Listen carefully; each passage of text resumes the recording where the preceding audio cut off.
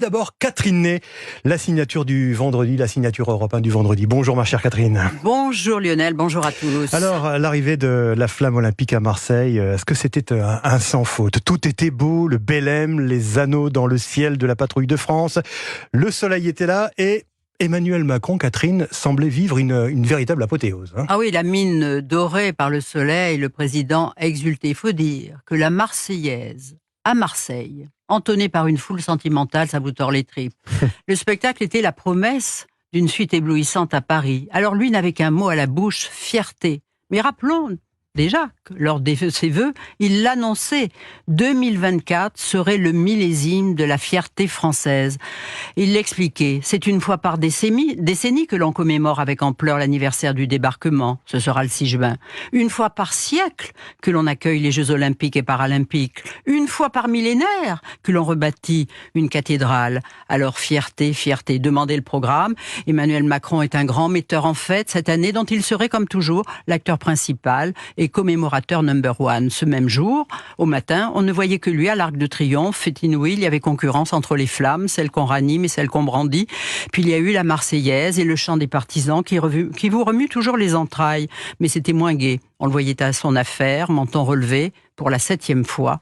Les Champs-Élysées étaient vides, hélas. Un rôle de metteur en scène déjà la veille avec la réception du numéro 1 chinois, Xi Jinping. Oui, 2 jours de visite et Paris bloqué pour les automobilistes. Emmanuel Macron est le leader européen qui, c'est vrai, aura eu les plus longs tête-à-tête avec le président chinois. Ils se connaissent, ils se parlent, que se disent-ils?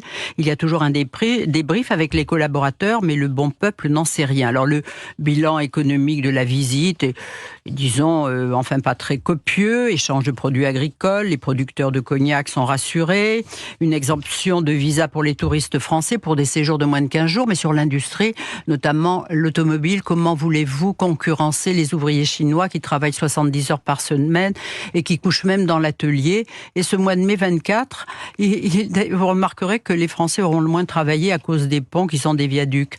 À propos de l'Ukraine, le président chinois s'engage à ne pas vendre d'armes à son ami Poutine et à œuvrer pour qu'il ne gâche pas les Jeux Olympiques, pousse la trêve. Lors de son voyage à Pékin, Xi Jinping avait invité Emmanuel Macron à Canton, dans la maison de son père, façon de créer un lien plus intime, c'est ça? Oui, et alors Emmanuel Macron a voulu lui rendre la politesse en le faisant venir dans les Pyrénées, à la Mongie, un souvenir de vacances avec sa grand-mère chérie.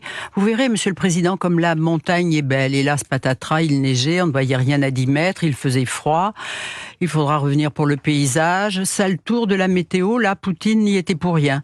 Mais sous les parapluies, le couple chinois eut droit à une petite danse folklorique qui ne peut rivaliser avec le cirque de Pékin, espérant que le couple n'est pas reparti avec une offre arrangée carabinée.